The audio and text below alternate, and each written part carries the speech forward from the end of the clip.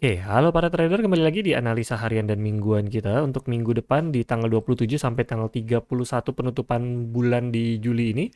Bagaimana dengan pergerakan gold? Sejujurnya memang gold kali ini sedang tidak bergerak sesuai sama analisa kita, yang juga tidak bergerak sesuai dengan news yang kita perkirakan minggu ini tuh bisa menjebol area support di bagian bawah sini di 3940-an atau area atas di 4250-an harusnya ya.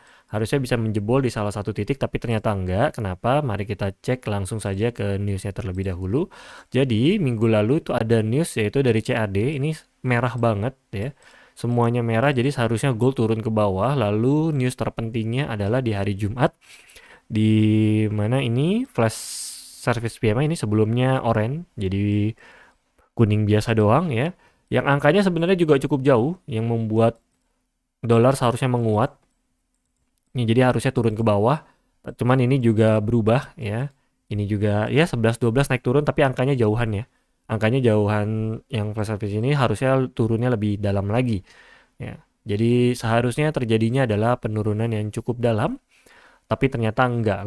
Lalu di minggu depan mungkin gold sedang menunggu minggu depan ini ya, yaitu di tanggal 30 nanti. Ini ada penting nih, FOMC statement ya. Dan walaupun angkanya nggak beda-beda jauh dari suku bunga sebelumnya, tapi ini akan menjadi penentu. Kalau misalnya tetap stabil, maka gold kita akan pantau. Pasti akan jebol salah satu sisi antara terbang atau turun.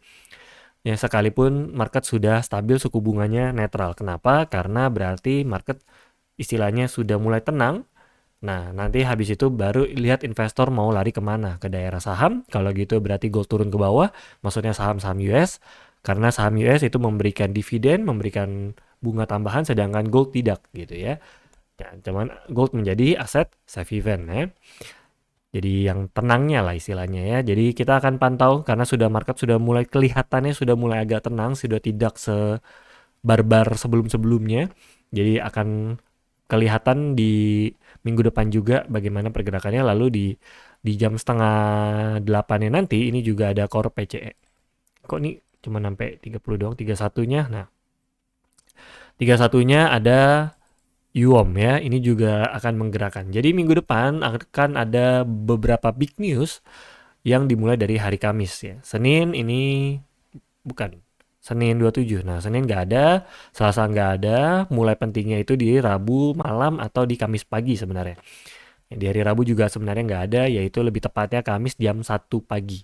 Ya. Jadi di Kamis sama Jumat, nih, Kamis jam 1 pagi ada, malamnya juga ada lagi PCE.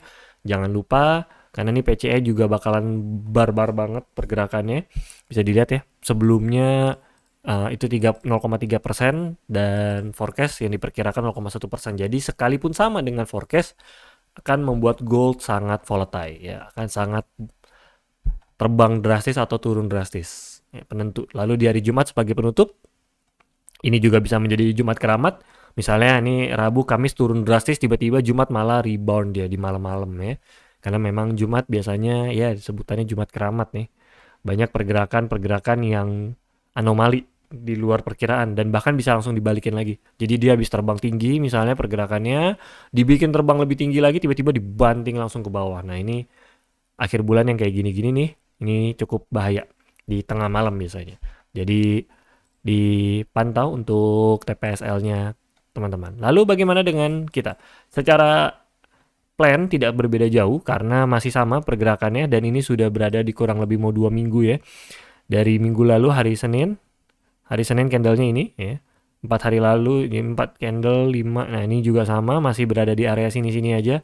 Jadi kita akan istilahnya follow the trend jika di 4200-an mungkin udah siap-siap terbang ke atas walaupun di sini ada area Fibo-nya.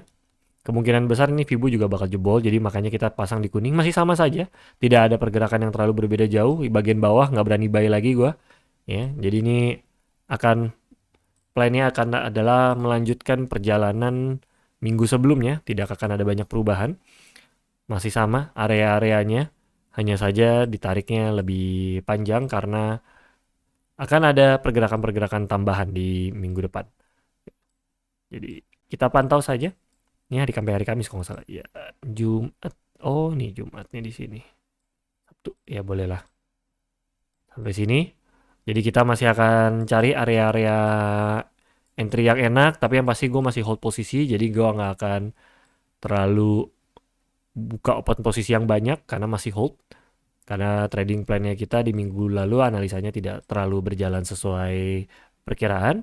Jadi masih sama, masih kita hold saja sampai menunggu mungkin dia Kamis ya atau Rabu.